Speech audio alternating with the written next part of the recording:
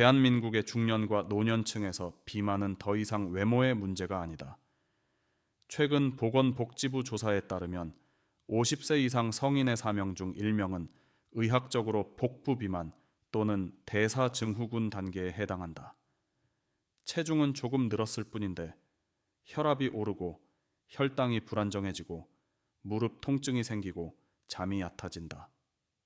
서울대병원 내분비내과 박지훈 교수는 이렇게 말한다. 비만은 단순히 지방이 쌓이는 상태가 아닙니다. 그것은 몸 전체의 대사 시스템이 서서히 붕괴되는 과정입니다. 이 영상의 주인공 65세 김순자 씨 역시 그중 한 사람이었다. 10년 전만 해도 활기차고 긍정적이었던 그녀는 60대가 되면서 점점 몸이 무거워졌고 예전 같지 않은 피로감이 하루 종일 지속되었다. 처음에는 나이 탓이라 생각했다. 그러나 건강검진에서 혈압과 혈당이 모두 기준치를 넘어섰고 의사로부터 비만이 주요 원인이라는 말을 들었다. 살을 빼야 합니다. 하지만 단순히 식사량을 줄이는 것으로는 어렵습니다. 그 한마디가 김순자 씨의 인생을 바꿔놓았다. 서울 가락동의 한 작은 아파트. 아침 6시, 김순자 씨는 잠에서 깨자마자 창문을 연다. 가벼운 스트레칭을 하고 미리 준비해둔 따뜻한 보리차 한 잔을 마신다. 이 작은 습관은 1년 전에는 상상할 수 없던 변화였다. 예전엔 아침마다 피곤해서 움직이기 싫었어요. 그런데 지금은 몸이 먼저 일어나요. 의학적으로 볼 때 중년 이후의 비만은 단순히 많이 먹어서 생기는 것이 아니다. 기초 대사율의 감소, 근육량의 저하, 호르몬 불균형, 수면 부족, 스트레스, 이 5가지 요인이 동시에 작용한다. 나이가 들면 근육은 10년마다 평균 3에서 5% 감소한다. 근육이 줄면 지방이 상대적으로 늘어나고 인슐린 감수성이 떨어지면서 혈당이 쉽게 오르고 지방이 잘 타지 않는다. 게다가 여성의 경우 폐경 이후 에스트로겐 수치가 급감하면서 복부 지방이 쉽게 쌓이고 남성 역시 테스토스테론 저하로 근육보다 지방이 더 늘어나는 체질로 변한다. 박지훈 교수는 설명한다. 중년 비만의 핵심은 호르몬입니다. 호르몬은 지방의 분포, 식욕, 수면, 스트레스 반응까지 조절합니다. 결국 호르몬 밸런스가 무너지면 몸의 시스템 전체가 흔들리게 되죠. 김순자 씨는 처음엔 식사량을 줄이면 되겠지라고 생각했다. 하지만 2달이 지나도 체중은 줄지 않았다. 오히려 피로감이 심해지고 밤에 잠이 더 안 왔다. 그녀는 다시 병원을 찾았다. 의사는 단호하게 말했다. 먹는 양보다 먹는 패턴을 바꿔야 합니다. 그때부터 그녀는 식사 일지를 쓰기 시작했다. 아침에는 단백질 중심의 식사, 점심에는 균형 잡힌 식단, 저녁은 가볍게 채소와 두부, 그리고 7시 30분 이후에는 아무것도 먹지 않았다. 처음엔 쉽지 않았다. 하지만 이 주가 지나자 속이 편해지고 수면의 질이 좋아졌다. 한 달이 지나자 체중이 2kg 줄었다. 살이 빠진 것도 기뻤지만 무엇보다 아침에 눈을 뜨는 게 즐거워졌어요. 김순자 씨의 사례는 단순한 다이어트 성공 스토리가 아니다. 의학적으로 보면 그녀는 대사 리듬을 되찾은 것이다. 서울 아산병원 가정의학과 김지현 교수는 이렇게 분석한다. 우리 몸은 24시간 리듬으로 돌아갑니다.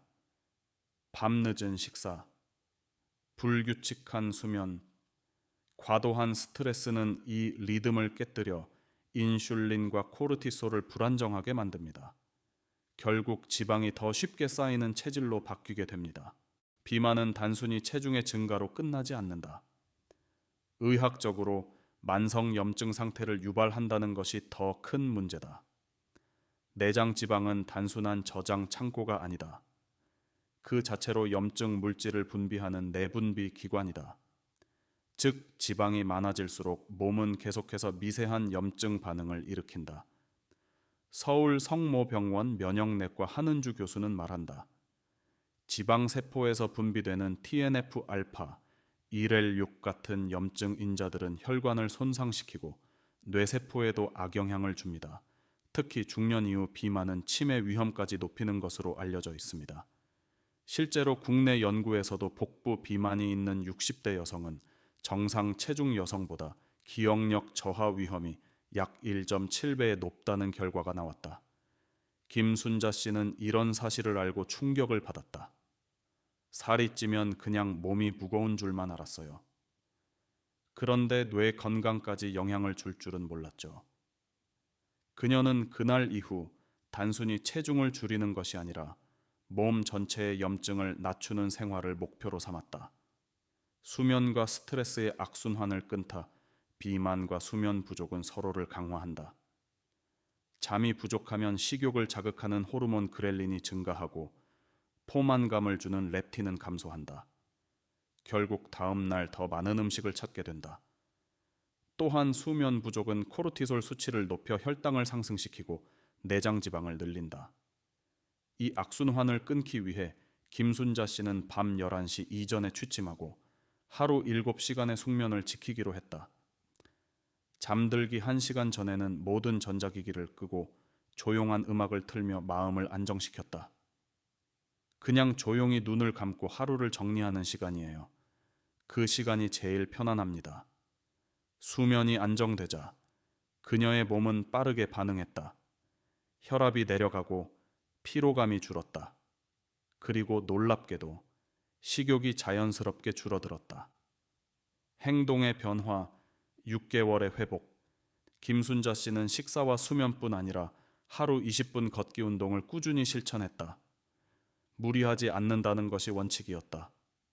처음에는 아파트 복도를 한 바퀴 도는 것부터 시작했다. 2주가 지나자 발걸음이 가벼워졌고 한 달이 지나자 스스로 놀랄 만큼 몸이 달라졌다. 예전엔 10분만 걸어도 무릎이 아팠는데 지금은 1시간도 거뜬해요. 6개월 후 김순자 씨의 체중은 8kg 감소, 허리 둘레는 6cm 줄었고 혈압과 혈당은 정상으로 돌아왔다. 혈액 검사에서 중성지방 수치 역시 30% 이상 개선되었다. 무엇보다 그녀의 표정이 밝아졌다. 이제는 체중계 숫자보다 내 기분이 더 중요해요. 전문가가 본 회복 가능한 비만. 삼성 서울병원 내분 비내과 정미라 교수는 강조한다. 비만은 질병이지만 동시에 회복 가능한 상태입니다. 생활 습관을 바꾸면 대사 기능이 정상으로 돌아오고 세포 수준에서 염증 반응이 줄어듭니다. 심지어 일부 연구에서는 65세 이후라도 근육을 늘리면 인슐린 감수성이 회복된다는 결과도 있습니다. 즉, 나이는 한계가 아니다. 몸은 여전히 회복할 수 있다. 단, 그 시작은 조금이라도 움직이는 것이다. 박지훈 교수 역시 같은 말을 덧붙인다. 비만의 원인은 복잡하지만 해법은 단순합니다. 규칙적인 수면, 균형 잡힌 식사, 꾸준한 움직임, 이 3가지가 바로 약입니다. 결론, 의학이 말하는 진짜 변화 비만은 단순한 체중의 문제가 아니라 몸 전체의 에너지 균형 시스템이 무너진 결과이다. 중년 이후에는 근육이 줄고 호르몬이 변하며 생활 습관이 단조로워지기 쉽다. 이 3가지가 겹칠 때 비만은 질병으로 발전한다. 하지만 김순자 씨의 사례는 그 반대도 가능함을 보여준다. 그녀는 식사량이 아니라 리듬을 바꿨다. 운동 시간이 아니라 일상 속 움직임을 늘렸다. 다이어트가 아니라 생활을 선택했다. 그 결과 몸이 바뀌었고 마음이 따라왔다. 서울의 어느 봄날 김순자 씨는 공원 벤치에 앉아 말했다. 살을 빼려고 시작했는데 건강을 되찾았고 인생이 가벼워졌어요. 비만은 끝이 아니라 시작이다. 몸의 신호를 듣고 지금 이 순간부터라도 작은 변화를 선택한다면 우리 모두 김순자 씨처럼 다시 건강을 찾을 수 있다. 전문가 권장 5가지 생활 수칙 식사 리듬 유지, 하루 3끼, 규칙적 시간대, 저녁 7시 30분 이전, 균형 잡힌 식단, 단백질 채소 잡곡 비율 1대 2대 1, 하루 20분 걷기, 식후 10분이라도 꾸준히 수면 7시간 확보, 일정한 수면 기상시간 유지, 스트레스 관리, 깊은 호흡, 취미, 대화로 코르티솔 감소, 비만은 조절 가능한 질병이다. 그리고 그 조절의 시작은 오늘 한 걸음에서 출발한다. 건강은 먼 곳에 있지 않습니다. 오늘의 선택이 내일의 몸을 만듭니다.